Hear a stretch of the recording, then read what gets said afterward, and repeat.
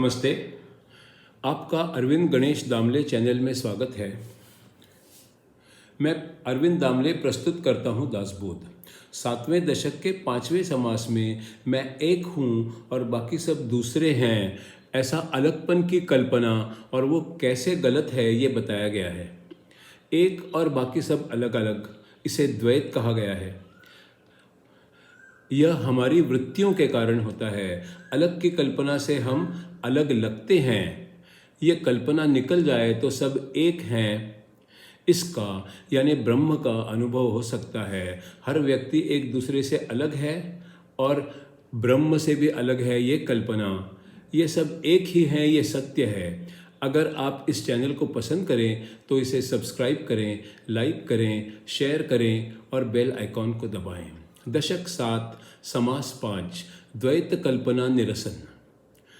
ब्रह्म के बारे में बतलाया वो तो समझ में आया है, माया के बारे में बताया वो भी समझ में आया है। अंतःकरण में शुद्ध ब्रह्म पर माया सामने दिखती है। दोनों हैं ही इस द्वैत को दूर मुझे अब करना है। सावधान हो बैठो अब, मन को भी एकाग्र करो। माया क्या ब्रह्म क्या ये किसको समझ में आया है। कल्पना ब्रह्म की करो, वो सच है संकल्प कहलाता। माया की कल्पना तो मिथ्या ये विकल्प कहलाता। माया ब्रह्म संकल्प विकल्प दोनों ही मन से बनते हैं। दोनों में द्वैत जो होता है वो भी मन बनवाता है। माया जाने ब्रह्म भी जाने ये तुर्यावस्था होती है। सब मालूम होता इसीलिए सर्वसाक्षिणी कहते हैं। सभी जानते ये अवस्था तुर्यावस्था होती है।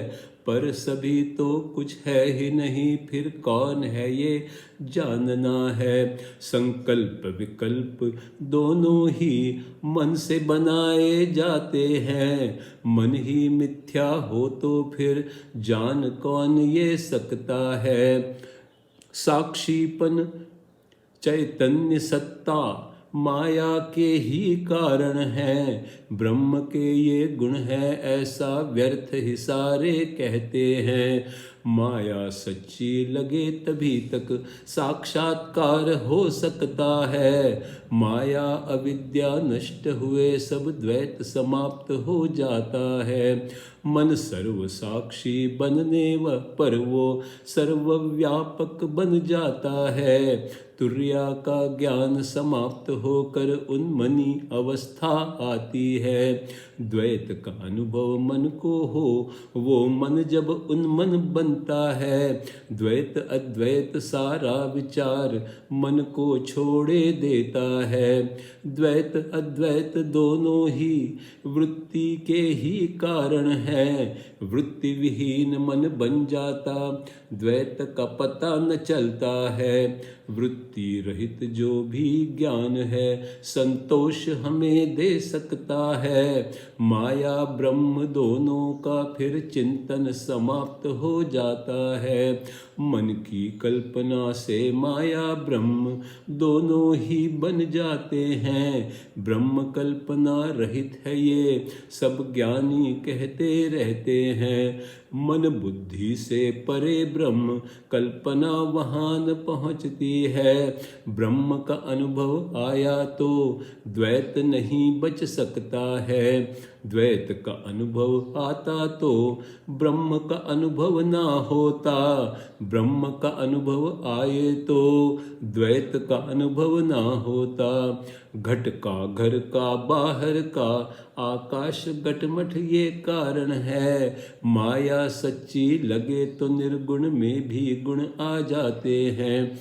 द्वैत है अद्वैत है ये भी कल्पना मात्र ही होते हैं। मन को प्रतीत होता है पर सत्य तो वो ना होता है। बंधन कल्पना ही लाती है, संतोष भी वो ही देती है। ब्रह्म का चिंतन करने की कला वो ही सिखलाती है। कल्पना द्वैत की माता है, कल्पना ज्ञान भी होती है। बद्ध कोई और मुक्त कोई, कल्पना ही अनुभव देती है। संकट की याद से चिंता लाती, मन को एकाग्र भी करती है। कभी किसी को देखते ही विस्मित भी रह जाती है। जन्म का मूल कल्पना है, भक्ति का भी फल वो देती है। मोक्ष भी मिलता है तो कल्पना भी कल्पना होती है। कोई साधन करो तो कल्पना संतोष हमें दे सकती है। बिना साधन करो कल्पना वो पतन का कारण होती है।